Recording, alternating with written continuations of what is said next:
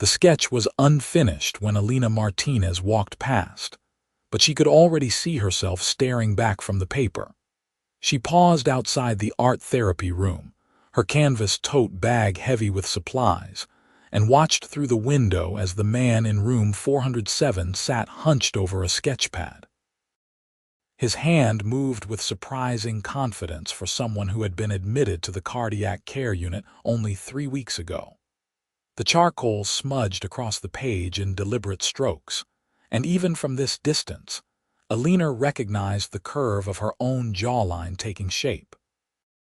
This was the 4th session and the 4th portrait. She knocked softly before entering, her worn sneakers squeaking against the linoleum floor. The hospital room smelled like antiseptic and the faint vanilla from the aromatherapy diffuser she had brought in last week.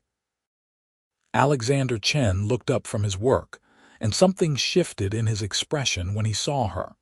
Not quite a smile, but a softening around the edges. "You are early," he said, his voice still carrying that rasp the doctors said would fade with time. "5 minutes," Elena replied, setting her bag on the rolling tray table. "You are eager today."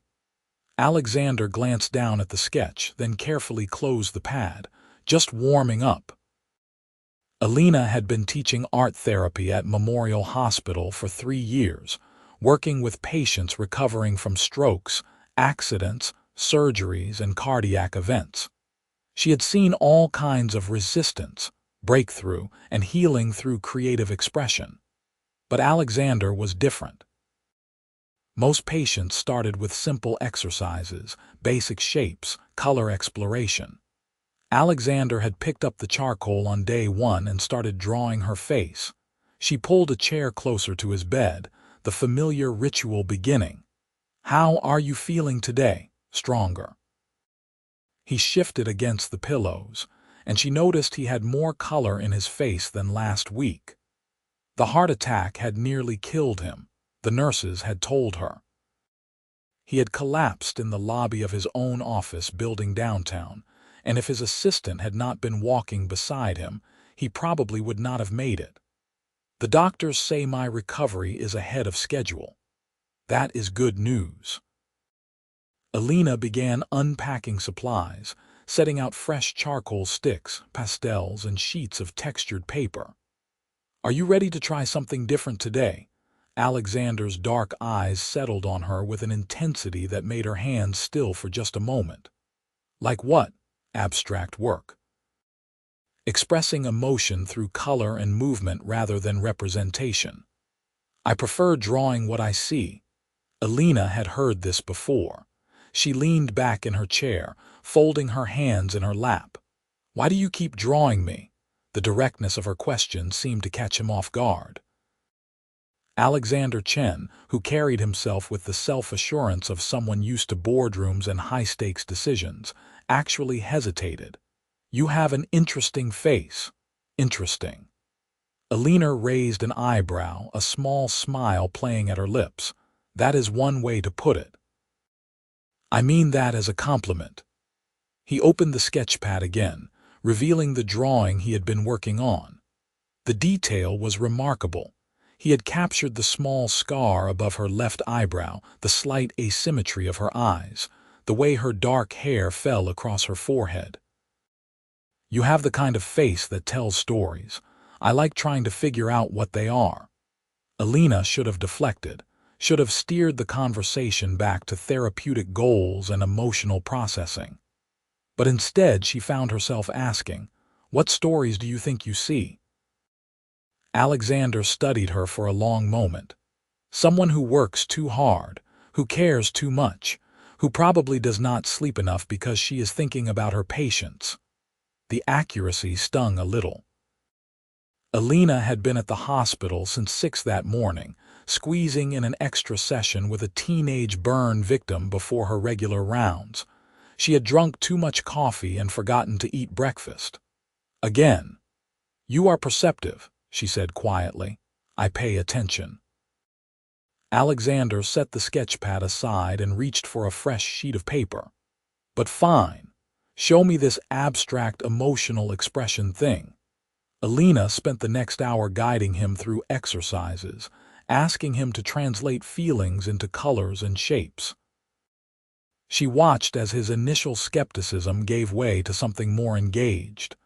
When she asked him to express frustration, he pressed the charcoal so hard it snapped in half. When she asked for hope, his strokes became lighter, more tentative. "This is harder than drawing faces," he admitted. "Because you cannot hide behind accuracy," Elena said. "This is about what is happening inside." Alexander looked down at the abstract mess on his paper, then back at her. "I think I like drawing you better." There was something in his tone that made Elena's pulse quicken. She told herself it was just rapport, the natural connection that sometimes formed between therapist and patient, nothing more. "Maybe next session," she said, starting to pack up her supplies. "Elena." The way he said her name made her pause. "Thank you, this actually helps." She smiled, genuine warmth spreading through her chest. "That is what I am here for." As she left the room, she glanced back to see Alexander already picking up his sketchpad again, his hand moving across the page. Drawing her face, she was certain. Always drawing her face. The hospital cafeteria was nearly empty by the time Elena made it down for lunch. She grabbed a wilted salad and a cup of coffee that tasted like it had been sitting on the burner for 3 hours, then found a table by the window. Outside, Seattle's perpetual gray sky threatened rain. "Rough morning." Elena looked up to see Dr. Sarah Patel sliding into the seat across from her. Sarah worked in cardiology, and they had become friends through their overlapping patient care. "Just busy," Elena said. "How is the Chen case looking?" Sarah took a bite of her sandwich, chewing thoughtfully. "Remarkable, actually. His heart is recovering faster than we expected. If he keeps improving at this rate, we might discharge him in another week or 2. She paused, studying Elena's face. "Why do you ask?" "He is one of my art therapy patients." "Ah," something knowing flickered in Sarah's expression. "How is that going?" "Fine, good. He is very engaged with the work." "Elena." Sarah leaned forward, lowering her voice. "Do you know who Alexander Chen is?" Elena shrugged. "A patient." "He is the CEO of Chen Innovations, the tech company. They just had that massive IPO last year. The man is worth something like $200 million. The information settled uncomfortably in Elena's stomach. She had known Alexander was successful. His private room and the expensive watch he never wore during sessions suggested as much. But she had not realized the extent. "That does not change anything," Elena said. "He is still just a patient who had a heart attack at 42 and needs help processing trauma." Sarah held up her hands. "I am not saying it changes anything. I am just saying be careful. Men like that are used to getting what they want. It is a professional relationship." "Of course." But Sarah's smile suggested she did not entirely believe it. Lena finished her terrible coffee, Sarah's words echoing in her head. She thought about the way Alexander looked at her, the careful attention he paid to every detail of her face, the way her heart had stuttered when he said her name.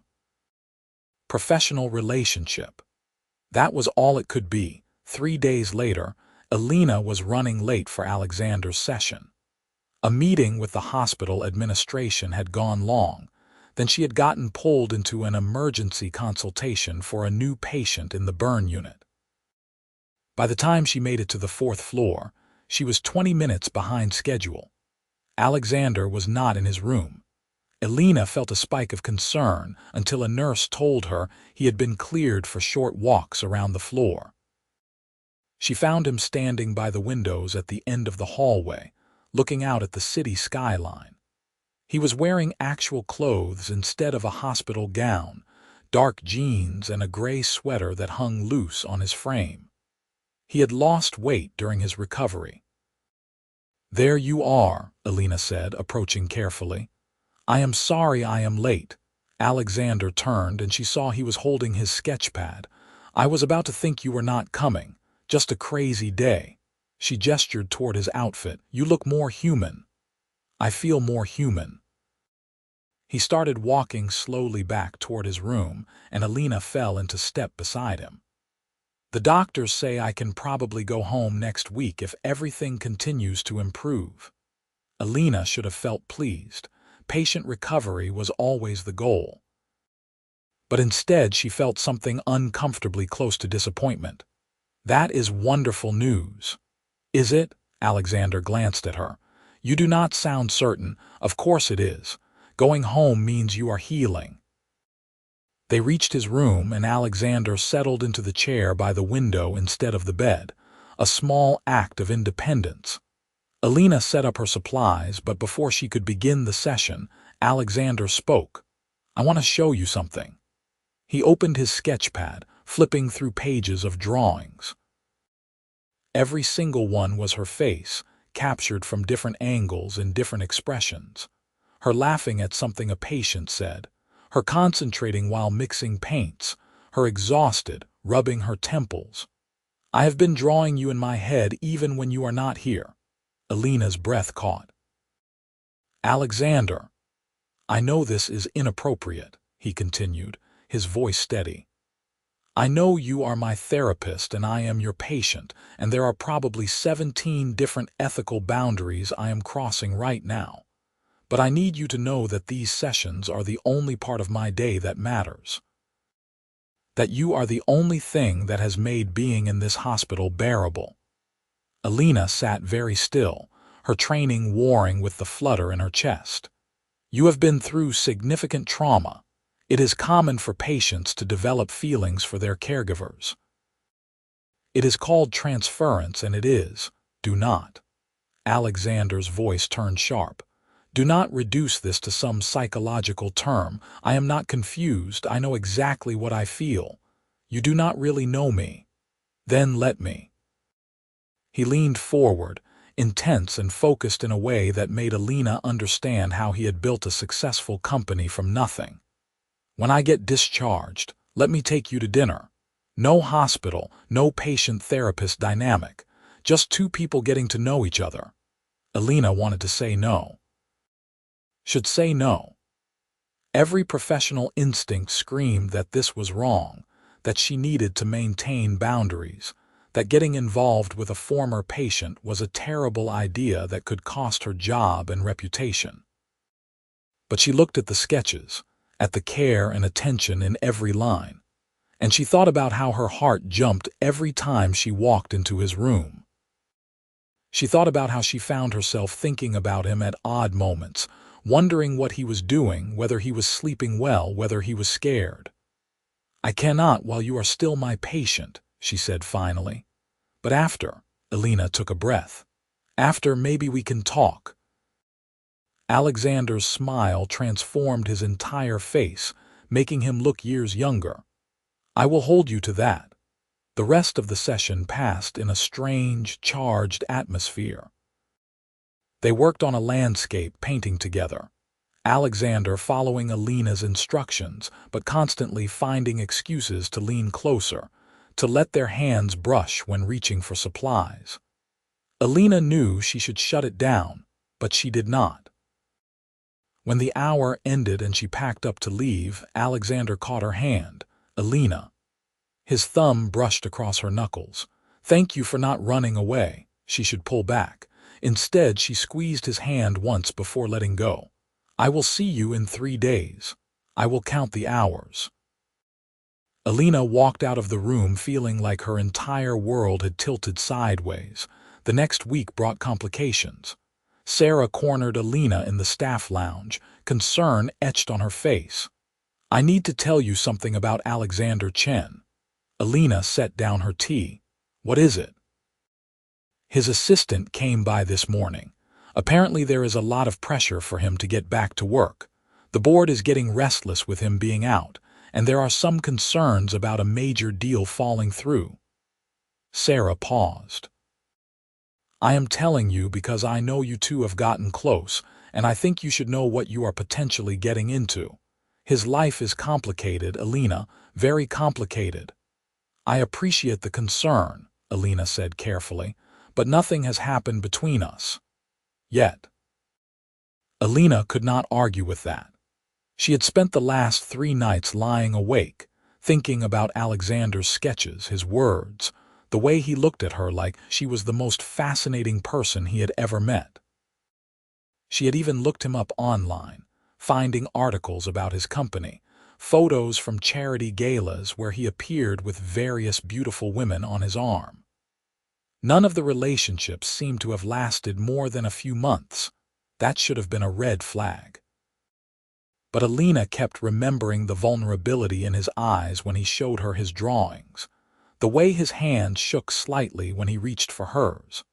Alexander's next session was scheduled for Thursday afternoon.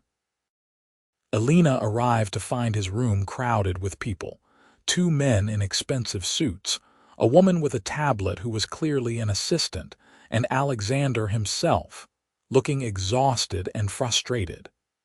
"We need you back in the office by Monday," one of the suits was saying. "The Singapore deal is hanging by a thread and they will not negotiate with anyone else." "I am still recovering from a heart attack, James," Alexander said, his voice tight. "Remember, the thing that almost killed me, we understand that, but excuse me." Elena spoke from the doorway, using her most professional tone. "I have a scheduled session with Mr. Chen. You will need to clear the room." The suits looked at her like she was an annoying interruption. The assistant started to protest, but Alexander cut them off. "You heard her. Get out." "All of you." There was grumbling, but they filed out. The assistant lingered longest, shooting Elena a look that was hard to interpret. When the door finally closed, Alexander dropped his head into his hands. "Bad day?" Elena asked gently. "They want me to check out early." "Come back to work immediately." He looked up, and she could see the strain around his eyes. "My company is my whole life, Elena. I built it from nothing. 16-hour days, 7 days a week for 10 years. And that is exactly what caused the heart attack. My doctor was very clear, if I go back to that lifestyle, the next one will kill me." Elena pulled her chair close to his. "What do you want to do?" "I do not know." The admission seemed to cost him. "I have always known exactly what I want, how to move forward, but now everything feels uncertain." She made a decision in that moment, one that bent the rules but felt necessary. "Forget the art therapy today. Just talk to me." So Alexander talked. He told her about starting his company in a cramped apartment with 2 college friends and a dream. About the first major contract that kept them afloat. About watching his company grow beyond anything he had imagined, and how somewhere along the way, work had stopped being fulfilling and started being an obligation. An addiction. "I cannot remember the last time I did something just because I wanted to," he said. "The last time I felt genuinely excited about anything." "What about these sessions?" Elena asked quietly. Alexander's eyes found hers. "These are the exception." Elena felt her professional distance crumbling. "You need to make a choice about what kind of life you want, whether the company is worth dying for." "I know." He reached for her hand, and this time she did not pull away. "Will you help me figure it out? That is not really what art therapy is for.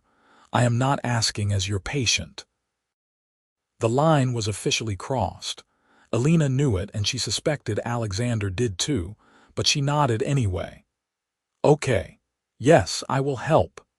They sat there for a long moment, hands clasped, and Elena tried to convince herself she was not making a huge mistake. Alexander was discharged the following Tuesday. Elena was not there. She had deliberately scheduled herself in other parts of the hospital, telling herself it was better to make a clean break. But when she returned to her office that evening, she found a package waiting on her desk. Inside was a leather-bound sketchbook. The first page held a note in Alexander's distinctive handwriting. "For your own drawings. Though I hope you will still let me draw you. Dinner Friday at 7. I will pick you up. Below the note was his phone number. Elena sat at her desk, running her fingers over the expensive paper, and tried to think of all the reasons she should say no. She was risking her professional reputation. He was recently out of a life-threatening health crisis and probably not thinking clearly. They came from completely different worlds. The power dynamic was problematic. The list went on, but when she pulled out her phone, she found herself typing. 7 works, but I choose the restaurant, somewhere normal. His response came within seconds. Anywhere you want. I am just happy you said yes. Elena stared at the message, her heart racing, and wondered what she had just agreed to. Friday arrived too quickly and not fast enough. Elena changed outfits 4 times before settling on a simple navy dress and the good leather jacket she saved for special occasions. She did her makeup carefully, then wiped it off and started over with something more natural. She was being ridiculous and she knew it, but that did not stop her. Alexander picked her up at 7 sharp, driving a Tesla that probably cost more than she made in 2 years. But he got out and opened her door like a gentleman, and when he smiled at her, she forgot to be nervous. "You look beautiful," he said. "You look healthy." It was true. He had gained back some weight, and the gray tinge was gone from his skin. Better than the hospital, anyway. Low bar, but I will take the compliment. He waited until she was settled before closing the door, and Elena appreciated that he did not try to make a big production out of it. She had chosen a small Italian restaurant in Fremont, the kind of neighborhood place with checkered tablecloths and homemade pasta. Nothing fancy, which she could tell surprised Alexander as they walked in. "This is perfect," he said, reading her expression. "I am tired of pretentious restaurants where they serve foam and call it cuisine." They were seated in a corner booth, and for the first few minutes, there was awkwardness as they adjusted to seeing each other outside the hospital context. But then their server brought bread, and Alexander told a story about his first business meeting where he had spilled wine all over a potential investor's white suit, and Elena laughed so hard she snorted. "That is the best sound I have ever heard," Alexander said, grinning. "Me snorting. You genuinely laughing." The evening unfolded like that, easy and natural. They talked about everything, her childhood in Arizona, his in San Francisco, her decision to pursue art therapy after watching it help her younger brother through depression, his obsessive focus on building his company because he had something to prove to everyone who had doubted him. "Do you regret it?" Elena asked over tiramisu they were sharing. Building something so all-consuming, Alexander considered the question seriously. "A month ago I would have said no. Now I am not sure. The heart attack was a wake-up call. Life is short, and I have been wasting mine chasing bigger profits and market share." "So what will you do?" "I am stepping back," he said. "Promoting my COO to CEO, staying on as chairman but not running daily operations. The board is furious, but they will adjust." He paused, his dark eyes intense. "I want a different life, Elena. One where I have time for things that matter." "Like what?" "Like getting to know you better." Elena's breath caught. "Alexander, I know this is fast. I know we barely know each other. But I have never been so certain about anything in my life." He reached across the table, taking her hand. "You saw me at my most vulnerable, and you did not try to fix me or manage me. You just helped me find my own way forward. Do you have any idea how rare that is?" "I was doing my job." "It was more than that, for both of us." Elena could not deny it. She squeezed his hand. "I need you to understand something. I do not care about your money. I do not care about your company or your status or any of that. If we do this, it is just about you and me." "Good," Alexander said simply. "Because I am tired of people who only see the success. I want someone who sees me." They stayed at the restaurant until closing, talking and laughing and falling deeper into something neither of them had planned. When Alexander drove her home, he walked her to the door of her apartment building but did not ask to come up. "I want to do this right," he explained. "No rushing." Elena surprised herself by standing on her toes and kissing his cheek. "Thank you for dinner. Thank you for saying yes." He caught her hand, bringing it to his lips. "Can I see you again, tomorrow?" His smile was brilliant. "Tomorrow." Elena floated up to her apartment, already counting the hours. The next few weeks passed in a blur of discovery. Alexander took Elena to a glass-blowing class where they made lopsided vases and laughed at their terrible technique. She brought him to a community art show featuring her patient's work and watched him genuinely engage with each piece, asking thoughtful questions. They hiked in the Cascades, discovering they both loved the outdoors. They cooked dinner together in Elena's tiny kitchen, Alexander proving to be surprisingly competent with a knife. "You are full of surprises," Elena said, watching him expertly dice an onion. "I lived alone for years before I could afford to eat out every meal," he explained. "Had to learn the basics or starve. I cannot imagine you struggling." Alexander paused, setting down the knife. "It was not that long ago, actually. The company only really took off about 5 years ago. Before that, it was just grinding and barely making payroll." He smiled, but it did not quite reach his eyes. "People see the success now and forget the decade of failure that came before." Elena moved closer, wrapping her arms around him from behind. "Tell me about it." So he did, opening up about the lean years, the failed products, the investors who rejected him, the moments he almost gave up. And Elena shared her own struggles, the student loans that still weighed her down, the constant battle to prove art therapy's value to hospital administrators who only cared about budget lines, the emotional toll of working with trauma patients. "You are amazing," Alexander said, turning to face her. "You know that. I am just doing what I love." "Exactly." He cupped her face gently. "You are passionate and dedicated, and you genuinely care about making the world better. That is extraordinary." Elena kissed him then, soft and sweet, and felt something shift between them. This was becoming real in a way that both thrilled and terrified her. The first real conflict came 5 weeks into their relationship. Alexander had to fly to New York for an unavoidable board meeting, and what was supposed to be a 2-day trip turned into a week. Elena tried to be understanding. She knew his business commitments did not just disappear because he had stepped back.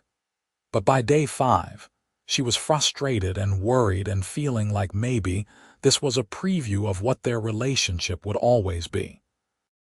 When Alexander finally returned, he showed up at her apartment at 10 at night, exhausted and apologetic. "I am so sorry," he said the moment she opened the door. "Everything that could go wrong did go wrong, and I know I said I would be back days ago. You could have called more," Elena interrupted. "I got 2 texts in 5 days, Alexander. I was worried about you, about your health, and I had no idea what was happening."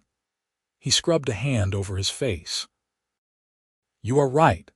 I got caught up in crisis mode and I reverted to my old patterns. That is not an excuse, but it is an explanation." Elena crossed her arms, torn between anger and relief that he was home safe. "If this is going to work, I need to know you are not going to disappear every time work gets intense." "I know. I am still figuring out how to balance everything." Alexander stepped inside, closing the door behind him. "But Elena, the entire time I was in New York, all I could think about was getting back to you. Every boring meeting, every dinner with investors I do not even like, I was counting the hours until I could come home." "Home," Elena latched onto the word. "Here, with you." He pulled her close and she let him. I know it is too soon to say things like that, but I cannot help it. You are home to me now. Elena's anger melted away. She knew she was probably letting him off too easy, but she also believed him. Do not do that again. Keep me in the loop. I do not need constant contact, but I need to know you are okay. I promise. Alexander kissed her forehead, her nose, her lips. I am learning. Be patient with me. I will try. They ordered Chinese takeout and fell asleep on her couch watching terrible reality TV, and Elena thought maybe they could navigate this after all. Sarah cornered Elena in the hospital parking lot the next week. Okay, you have been holding out on me. I want details. Elena laughed, adjusting the coffee cup she was carrying. There is not much to tell. You are glowing. People who work in hospitals do not glow unless something very good is happening. Sarah grinned. So spill. How is it going with Alexander Chen? It is going well, Elena admitted. Really well, actually. He is thoughtful and funny and surprisingly down-to-earth for someone so successful. I am happy for you, but also be careful, okay? I have seen what happens when normal people get involved with the ultra-wealthy. Their world is different, Elena. I know. But Elena was not sure she fully understood the implications yet. She found out 2 weeks later when Alexander invited her to a charity gala his company was sponsoring. Elena had agreed before really thinking about what it would mean, getting dressed up, being in a room full of Seattle's elite, being introduced as Alexander's girlfriend. The reality hit her when a stylist showed up at her apartment the day of the event. Alexander sent me, the woman explained, hauling in garment bags and a makeup kit. He said you might need help getting ready. Elena should have been offended. Instead, she just felt overwhelmed. I was going to wear something from my closet. The stylist, whose name was Monica, smiled kindly. Honey, this is not that kind of event. Trust me, you will feel better walking in there wearing armor.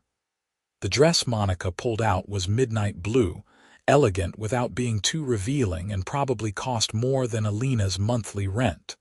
The shoes were Louboutins. The jewelry was borrowed from a high-end boutique. When Monica finished with hair and makeup, Elena barely recognized herself. You look like you belong, Monica said. Remember that tonight. Alexander arrived at 7 in a tuxedo that made Elena's mouth go dry. But when he saw her, he just stopped and stared. Elena, you are breathtaking. This is too much, she said, gesturing at the dress. No, it is exactly right. He took her hands. I know tonight is going to be overwhelming. Stay close to me, and if it gets too intense, we will leave. Okay. Okay. The gala was held at the Four Seasons, in a ballroom decorated with thousands of flowers and twinkling lights. There were easily 300 people there, all dressed in designer clothes, drinking expensive champagne, and networking with the kind of casual intensity that came from money and power. Elena felt like an anthropologist studying a foreign culture. Alexander kept his promise, staying by her side, introducing her to people with genuine warmth. This is Elena Martinez. She is an art therapist at Memorial Hospital and the most interesting person you will ever meet.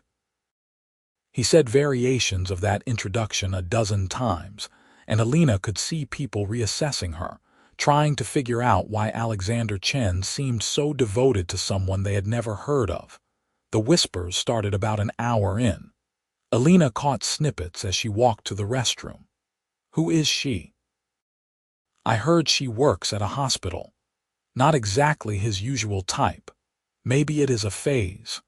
Elena stared at herself in the gilded bathroom mirror, fighting back the insecurity. She did not belong in this world, and everyone knew it. When she returned to the ballroom, Alexander was deep in conversation with an older man who radiated authority. Alexander's whole body language had changed, more formal, more guarded. Elena, this is Robert Harrison, One of our major investors, Alexander said, pulling her close. Robert, this is my girlfriend, Elena. Robert looked her over with undisguised assessment. Charming. Alexander, we need to discuss the latest quarterly projections. It is a charity gala, Robert. Tonight is not for business. Everything is business, Robert said smoothly. Especially for someone in your position. His eyes flicked to Elena. Though I suppose everyone needs hobbies. The dismissal was clear. Elena felt her spine straighten. Art therapy is not a hobby, Mr. Harrison. It is a legitimate therapeutic intervention that helps patients process trauma and improve mental health outcomes. Robert raised an eyebrow. I am sure. Elena does incredible work, Alexander interjected, his voice cool. Now if you will excuse us, I promised her a dance. He steered her toward the dance floor before she could respond, pulling her into his arms as a string quartet played something classical and beautiful. I am sorry about Robert, Alexander murmured. He is a dinosaur. Is that what people think? Elena asked. That I am your hobby. I do not care what people think. But I do, Alexander. I care that I am being dismissed and judged by people who do not know anything about me or what I do. Alexander pulled back to look at her face. You are right. That is not fair to you. Do you want to leave? Elena thought about it. Part of her wanted to run from the scrutiny and discomfort, but another part refused to be chased away. No, I want to stay and show them I belong here just as much as they do. Alexander's smile was proud and warm. That is my girl. They stayed for another 2 hours. Elena talked art with a museum curator, debated healthcare policy with a local politician, and charmed a tech entrepreneur who became genuinely interested in implementing art therapy programs in his company's wellness initiatives. By the end of the night, she felt less like an outsider and more like someone who was carving out her own space in Alexander's world. You were magnificent tonight, Alexander said as they drove home. Did you see Robert's face when you schooled him on therapeutic interventions? Elena laughed. I might have been a bit intense. You were perfect.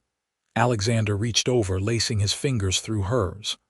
I am sorry if I threw you into the deep end. I survived, more than survived. You thrived. He paused.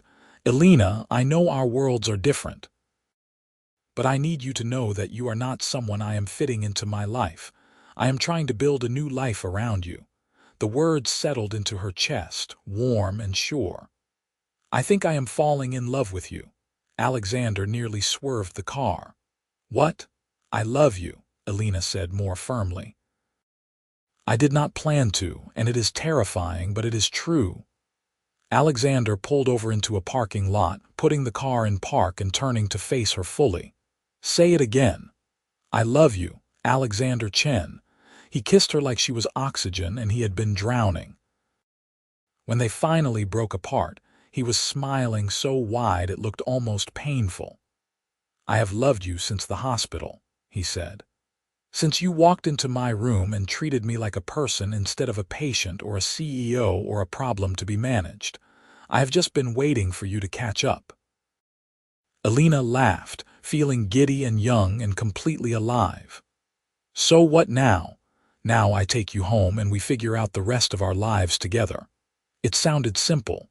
It sounded perfect. And for that moment, in the car with rain starting to patter against the windows, it was. 3 months into their relationship, Alexander asked Elena to move in with him. They were at his penthouse apartment overlooking Elliott Bay, and Elena was curled up on his ridiculously comfortable couch sketching, while he read through business reports on his tablet. I have been thinking, Alexander said, setting the tablet aside. You are here most nights anyway, and your apartment is barely bigger than my closet. Wow, romantic, Elena teased. I am serious. He moved closer, taking the sketchbook from her hands. I want to wake up with you every morning. I want to share space and build a life together. Move in with me. Elena's heart raced. It was fast, probably too fast, but everything with Alexander had been fast. I barely make 40,000 a year. You are worth 200 million. How do we make that work? We figure it out together, Alexander said simply. Keep your independence, keep working, keep your own money. I do not want to take care of you financially, Elena. I just want to share my space and my life. What about when people say I am with you for the money? Then they do not know you at all, Alexander cupped her face. You fight me every time I try to buy you things. You insisted on paying for half our groceries. You are the least gold-digger-ish person I have ever met. Elena laughed despite herself. Is that even a word? It is now. He kissed her softly. Move in with me, please. Elena thought about her cramped studio apartment with the leaky faucet and the noisy neighbors. She thought about waking up next to Alexander every morning, cooking breakfast together, falling asleep in his arms every night. Okay, she said. Yes. I will move in with you. Alexander's joy was immediate and infectious. He picked her up and spun her around, both of them laughing like teenagers. And when he set her down, Elena knew she was making the right choice. Moving in together was an adjustment. Alexander's penthouse was beautiful but impersonal. All sleek lines and expensive furniture that looked like it came from a catalog. Elena slowly added warmth, plants in the windows, colorful throw pillows, artwork from her patients on the walls. I like what you are doing with the place, Alexander said one evening, watching her arrange a collection of pottery pieces on a shelf. It is starting to feel like a home instead of a hotel. It needed some life, Elena said. You are too minimalist. I am efficient. You are boring. But she smiled to soften the words. Alexander pulled her into his arms. Then it is good I have you to make things interesting. They fell into rhythms. Elena kept her early hospital schedule, leaving before Alexander woke most mornings. He worked from home 3 days a week now, truly stepping back from daily operations. They cooked together most nights, trying recipes from a cookbook Elena's mother had sent. They spent weekends exploring the city, hiking, visiting art galleries, or just staying in and reading companionably. It was domestic and wonderful, and sometimes Elena had to pinch herself to believe it was real. The first major fight happened 4 months in. Elena came home exhausted after a particularly difficult day. One of her patients, a teenager recovering from a suicide attempt, had relapsed and been readmitted to psychiatric care. She was emotionally drained and just wanted quiet. Instead, she found the penthouse full of people. Alexander had apparently invited his management team over for a strategy session, and there were a dozen people in expensive suits drinking wine and talking loudly about market forecasts. Elena, you are home, Alexander said, looking up from the dining table covered in laptops and papers. We are just finishing up. You did not tell me you were having people over, Elena said, trying to keep her voice level. It was last minute. We will be done soon. But soon turned out to be 2 more hours. Elena retreated to the bedroom, changing into comfortable clothes and trying to decompress. When the group finally left and Alexander came to find her, she was sitting on the bed with her arms wrapped around her knees. Hey, sorry that took so long, he said. We got into a debate about the new product launch and you cannot just fill our home with people without warning me, Elena interrupted. This is my space too now, Alexander. I needed quiet tonight and instead I got ambushed by your team. I said I am sorry. It was important. So was my need for peace after a terrible day. Elena stood up, frustration bubbling over. You do this sometimes, just assume your priorities override everything else. That is not fair. It is completely fair. Elena's voice rose. You are better than you were, but you still default to treating everything like a business decision. I am not an employee, Alexander. I am your partner. That means my needs matter too. Alexander's jaw tightened. I know that. Do you? Because right now it does not feel like it. They stared at each other, the tension thick between them. Finally, Alexander exhaled slowly, the fight draining from his posture. You are right, he said quietly. I should have asked before inviting people over. This is your home too, and I did not respect that. I am sorry. The apology deflated Elena's anger. I am sorry, I yelled. You had a right to. Alexander sat beside her on the bed. Tell me about your day. So Elena did, and Alexander listened, really listened, asking gentle questions and holding her while she cried for the teenager who had been doing so well until she was not. And when Elena finally fell asleep, emotionally spent, Alexander carried her to bed and held her close. They were learning each other's rhythms, figuring out how to be partners. It was messy and complicated and worth every challenge. 6 months after moving in together, Alexander surprised Elena with a trip to Italy. They spent 2 weeks wandering through Rome, Florence, and Venice, eating absurd amounts of pasta and gelato, visiting museums and churches and tiny galleries in side streets. This is where you come alive, Alexander observed one afternoon as they stood in the Uffizi gallery surrounded by Renaissance masterpieces. You light up around art. It is like breathing for me, Elena said, gazing at a Botticelli. I cannot imagine life without it. Alexander was quiet for a moment. Have you ever thought about doing your own art, not just therapy, but creating for yourself? Sometimes, Elena admitted, but I do not know if I am good enough. That is ridiculous. I have seen your sketches, Elena. You are incredibly talented. It is different when it is just for me versus putting it out in the world.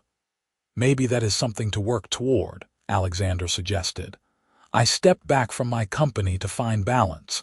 Maybe you could make space for your own creative practice. The idea settled in Elena's mind, taking root. That night, as they ate dinner at a tiny trattoria in Trastevere, she brought it up again. What if I cut back my hours at the hospital, she said. Worked 4 days a week instead of 5 and used that extra day for my own art. I think that is brilliant, Alexander said immediately. I would make less money. We live together now. Money is not an issue. Elena shook her head. I do not want to depend on you financially. It is not dependence, it is partnership. Alexander reached across the table, taking her hand. I want you to be happy and fulfilled. If that means working less and creating more, then we make it work. Besides, you could sell your art eventually. This is an investment in your future. Elena considered it.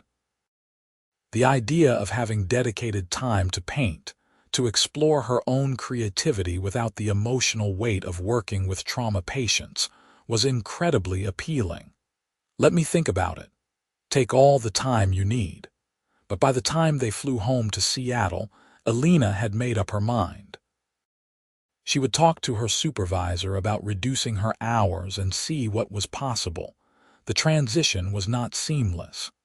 The hospital pushed back, concerned about coverage and continuity of care. But Elena held firm, and eventually they agreed to let her work 4 days a week. The pay cut hurt, but Alexander was right. Living together meant her expenses were drastically reduced. With Fridays free, Elena set up a proper studio space in the penthouse's spare bedroom. Alexander had a contractor come in to install better lighting and built-in storage for her supplies. She started painting in earnest, exploring abstract expressionism and portrait work, letting herself experiment without the pressure of therapeutic outcomes. This is really good, Alexander said one evening, studying a canvas she had been working on. It was an abstract piece in blues and greens, capturing the feeling of water and movement. You are biased. I am honest. He pointed to a particular section where the colors blended. This is gorgeous, Elena. You should show these. Maybe someday. but someday came sooner than expected. One of Alexander's friends owned a small gallery in Pioneer Square and mentioned she was looking for new artists for a group show. Alexander immediately suggested Elena. "I do not think I am ready," Elena protested. "You are absolutely ready," Alexander countered. "At least meet with her." What is the worst that can happen? The worst that could happen, Elena discovered, was that the gallery owner loved her work and wanted to include 6 pieces in the upcoming show. Elena spent the next month in a panic, refining paintings and questioning every artistic choice she had made. "You need to breathe," Alexander said the night before the opening. "Your work is beautiful. People are going to love it. What if they hate it? Then they have terrible taste." He kissed her forehead. "I am so proud of you, Elena. You took a risk and created something amazing. That is courage." The gallery opening was terrifying and wonderful. Elena stood in the corner nursing a glass of wine while strangers examined her paintings, critiquing and discussing, and sometimes praising. She sold 3 pieces that night, including the blue-green abstract Alexander loved. "I cannot believe people actually bought them," Elena said as they walked home, her cheeks flushed from wine and excitement. "I can," Alexander said. "You are immensely talented. This is just the beginning." Elena felt like she was floating. Between her work at the hospital and her emerging art practice and her relationship with Alexander, her life felt full and purposeful in a way it never had before. The proposal came on a random Tuesday evening. They were not doing anything special, just cooking dinner together, arguing good-naturedly about whether pasta was done al dente or needed another minute. Elena was laughing at something Alexander said, her hair falling in her face when he suddenly went quiet. "Marry me," he said. Elena froze, spatula in hand. "What?" Alexander set down the wooden spoon he had been holding and pulled a ring box from his pocket. "I was going to plan something elaborate, take you somewhere romantic, make a whole production, but I realized I do not want to wait. I want to marry you, Elena. I want to spend the rest of my life with you." He opened the box, revealing a simple platinum band with a single diamond. Nothing ostentatious, nothing flashy. Exactly her style. "This is crazy," Elena said, her heart pounding. "So is falling in love with your art therapist while recovering from a heart attack, but here we are." Alexander's smile was nervous and hopeful. "I love you. You make me a better person, a happier person. I cannot imagine my life without you in it." Elena looked at the ring, then at Alexander's face, and felt certainty wash over her. This was fast, probably too fast by conventional standards. They had only been together 10 months, but she knew deep in her bones that this was right. "Yes," she said. "Yes, I will marry you." Alexander's whoop of joy nearly brought down the kitchen. He slid the ring onto her finger, then picked her up and spun her around. The pasta boiled over on the stove, setting off the smoke alarm, and they were both laughing too hard to care. "We are getting married," Elena said, amazed. "We are getting married," Alexander confirmed, kissing her thoroughly. They ordered takeout for dinner and spent the evening making plans, talking about the future, dreaming about what their life together would look like. And when they finally went to bed, Elena kept looking at the ring on her finger, unable to quite believe this was her life now. They decided on a small wedding, just close friends and family. Alexander's parents flew in from San Francisco, his mother a tiny, fierce woman who hugged Elena tight and whispered, "Thank you for making my son remember what is important." Elena's parents came from Arizona, her father looking slightly overwhelmed by Alexander's wealth but warming up when he saw how Alexander looked at his daughter. "He loves you," Elena's mother said the morning of the wedding, helping her get ready. "That is all that matters." The ceremony was held in a botanical garden, surrounded by flowers and trees and the people who mattered most. Elena wore a simple ivory dress and carried wildflowers. Alexander cried when he saw her walking down the aisle, not even trying to hide his emotion. Their vows were personal and heartfelt. Alexander promised to always make space for Elena's needs, to support her dreams, to remember that success meant nothing without love. Elena promised to be patient with his learning process, to challenge him when he slipped into old patterns, to build a life together that honored both of their passions.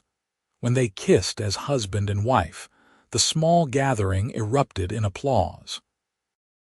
And Elena felt like every choice she had made, becoming an art therapist, taking the job at Memorial Hospital, agreeing to work with a difficult cardiac patient, had led her exactly where she was meant to be. The reception was joyful and relaxed, with good food and dancing and toasts that made everyone laugh and cry. Sarah gave a speech about watching Elena fall in love and being amazed at the transformation in both of them. Alexander's former assistant, now promoted to a senior role, talked about how Elena had given Alexander his life back. To Elena and Alexander, Sarah finished, raising her glass. May your marriage be filled with as much love and art and laughter as your courtship. They honeymooned in Japan, spending 3 weeks exploring Tokyo, Kyoto, and smaller mountain towns. They visited temples and museums, took a pottery class in Kyoto, hiked through bamboo forests. Alexander was completely focused on Elena, his phone mostly silent, his attention undivided. "This is what life should feel like," he said one evening as they soaked in an onsen overlooking Mount Fuji. "Present, peaceful, with someone I love." "We can have this at home too," Elena said. "We just have to protect it. I know, I am committed to that." Alexander pulled her close. "You saved my life, Elena, not just in the hospital but in every way that matters." "We saved each other," Elena corrected, and it was true. Alexander had given Elena the confidence to pursue her own art, to take risks, to believe in her own talent. Elena had given Alexander permission to slow down, to value relationships over achievements, to understand that wealth meant nothing without love and connection. They returned to Seattle ready to start their married life. Alexander had completely stepped back from daily operations at his company, focusing instead on strategic planning and mentorship. Elena continued her 4-day-a-week schedule, splitting her time between the hospital and her studio. Her art was starting to gain recognition, with a solo show scheduled for the following spring. "I have been thinking," Alexander said one Saturday morning as they made pancakes together. "What if we started a foundation?" "What kind of foundation?" "One that funds art therapy programs in hospitals. You have seen how much good it does, and so many facilities cannot afford it. We could make a real difference." Elena stopped flipping pancakes to stare at him. "That would be amazing. Are you serious?" "Completely serious. I want to do something meaningful with the money, and this feels right. We could call it the Chen Martinez Foundation." Tears sprang to Elena's eyes. "You would do that. We would do that," Alexander corrected. "Together, as partners." Elena launched herself at him, pancake spatula and all. "I love you so much." "I love you too." He held her tight. "Let us change some lives together." They spent the next year building the foundation, working with healthcare administrators, therapists, and patients to understand the needs and create effective programs. Alexander brought his business acumen and fundraising connections. Elena brought her clinical expertise and passion. The foundation's first grant funded a full-time art therapy position at a children's hospital in Tacoma. The second established a program for veterans with PTSD. By the end of the first year, they had funded 8 positions across Washington state. "Look at what we built," Elena said, reviewing the impact reports. "We have helped hundreds of patients." "This is just the beginning," Alexander said. Imagine what we can do in 5 years, 10 years.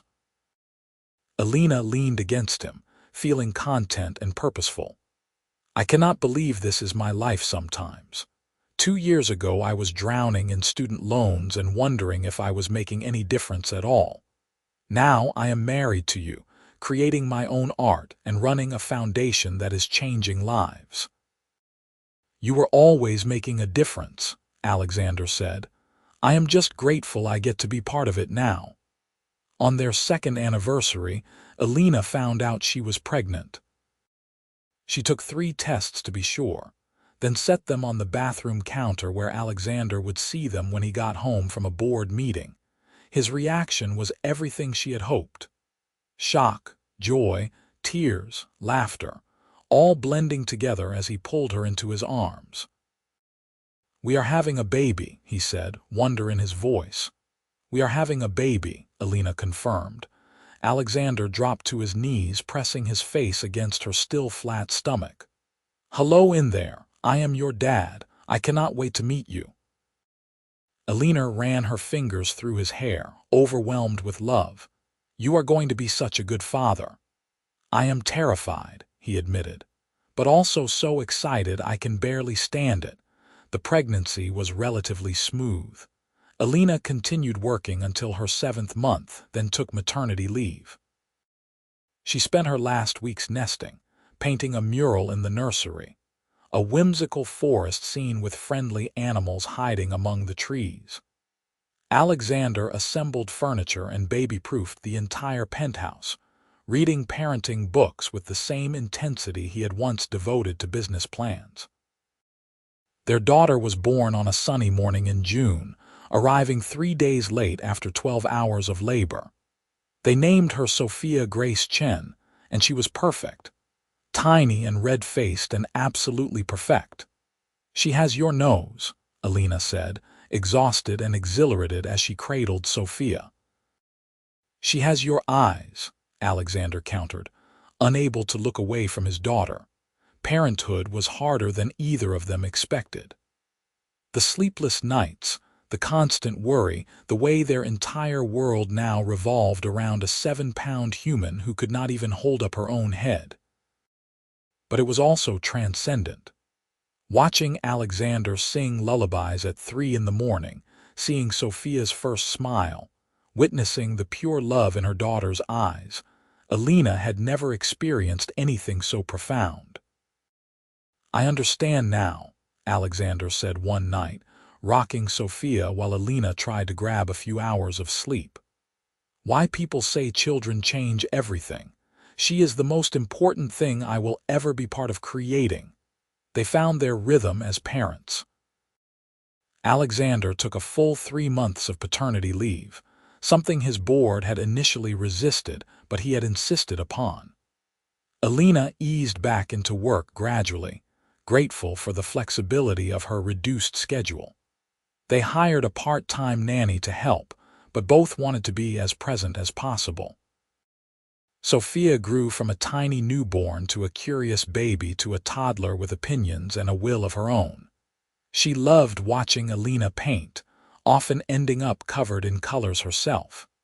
She adored her father, squealing with delight whenever he came home.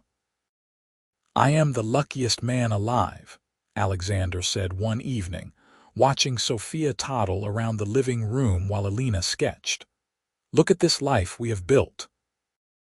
Elena smiled, capturing the moment in her sketchbook, her husband and daughter, the soft evening light, the joy and love that filled their home. We did pretty well, did not we? Better than I ever dreamed. When Sophia was 2, they started talking about having another child. The foundation was thriving, Elena's art career was flourishing.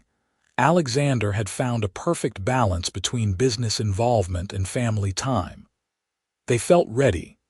Their son, James Alexander Chen, was born on a crisp October morning. He was bigger than Sophia had been, with Alexander's dark hair and Elena's olive skin. Sophia was initially skeptical of this small human who took her parents' attention, but she quickly warmed up, becoming a protective and loving big sister. "Our family is complete," Elena said one evening, watching Alexander read to both children while she finished a painting in the corner. Sophia was cuddled against his left side, James sleeping in his right arm. "Completely perfect," Alexander agreed. The years flowed by, full and rich. Sophia started kindergarten, showing early talent for drawing. James proved to be musical, banging on pots and pans with surprising rhythm. The foundation expanded to fund programs in 12 states. Elena had a major gallery show in New York that sold out. Alexander wrote a book about conscious leadership that became a business bestseller, with all proceeds going to the foundation. They bought a second home on Bainbridge Island, a place where the kids could run and play, where they could escape the city on weekends. They traveled as a family: Italy, Japan, Costa Rica, showing their children the world and teaching them to appreciate different cultures and perspectives. "Remember when we met?" Elena asked one night, lying in bed after tucking in the kids. "You were this difficult patient who would not do anything except draw my face." Alexander laughed. "I was difficult, impossible." But Elena was smiling. "You just kept sketching me session after session. I thought you were either obsessed or avoiding real therapeutic work." "Both," Alexander admitted.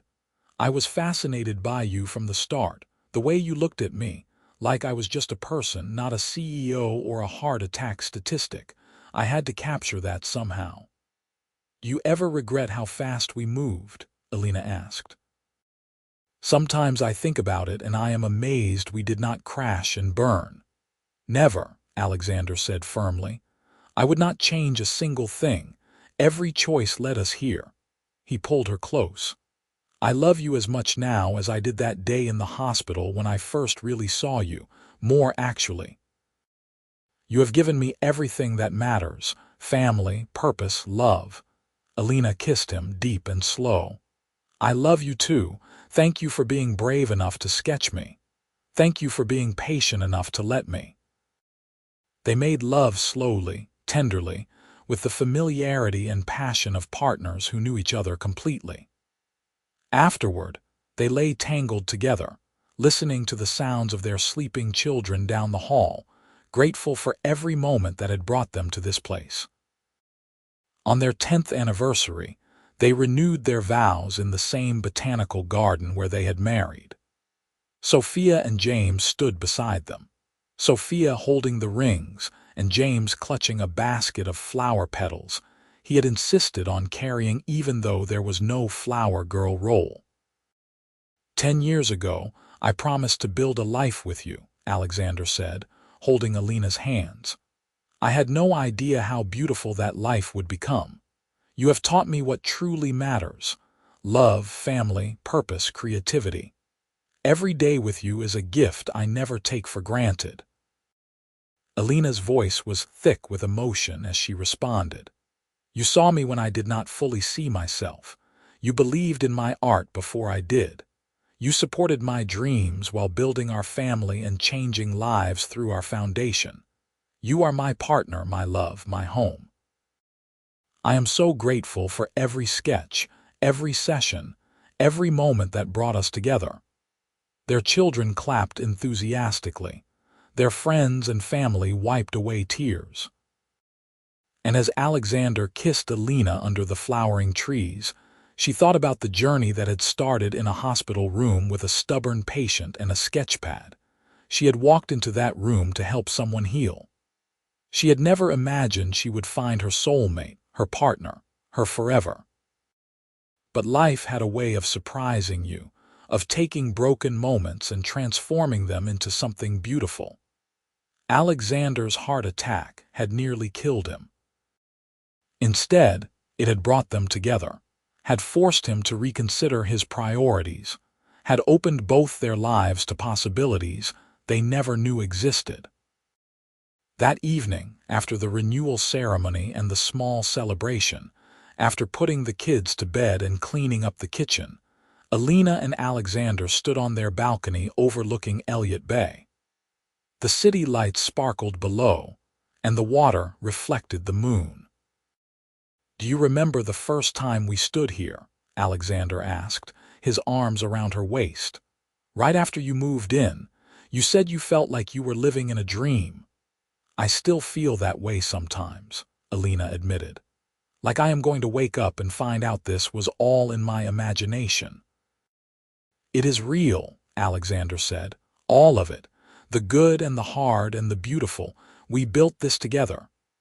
Elena turned in his arms, looking up at the man who had started as her patient and become her everything. "I would not change a single thing. Not even my stubborn refusal to do abstract art that first month," Elena laughed. "Especially not that. Your stubbornness led to those sketches, and those sketches led to us. Then I am glad I was stubborn." Alexander kissed her forehead, her nose, her lips. "Here is to the next 10 years and the 10 after that, and every year until we are old and gray and still madly in love." "I will drink to that," Elena said. They stood together in the moonlight, two people who had found each other in the most unlikely circumstances and built something extraordinary. Their love story had started with sketches in a hospital room, with art therapy sessions and tentative conversations and growing feelings neither had expected. It had grown into this: a family, a foundation, a partnership that honored both their dreams and created space for new ones. They had faced challenges and celebrated triumphs. They had learned to navigate different worlds and build a shared one. They had created art and children and meaning, and through it all, Alexander still drew Elena's face. Not every day, not even every week. But sometimes, when she was painting or reading or playing with their children, he would pull out a sketchpad and capture her in pencil or charcoal, creating portraits that showed not just her features, but the love and life and joy that radiated from her. "You are doing it again," Elena said without looking up from her book one quiet Sunday afternoon. "I can feel you staring." "Just sketching," Alexander said innocently. Elena set down her book and walked over to see the drawing. It was her curled up in the armchair, sunlight streaming through the window, a soft smile on her face. She looked content, loved, happy. "You have drawn me hundreds of times now," she observed. "Do you ever get tired of it?" "Never," Alexander said simply. "I could draw you for the rest of my life and never capture everything I see." "What do you see?" "Home," he said. "I see home." Elena's throat tightened with emotion. She kissed him softly, then settled back into her chair, letting him sketch while she returned to her book.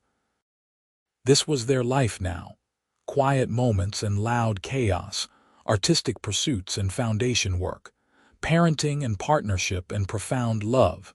It had started with a heart attack in a hospital room, with art therapy sessions and sketches that captured more than just a face, with two people brave enough to see the possibility in unexpected circumstances, and it had become everything.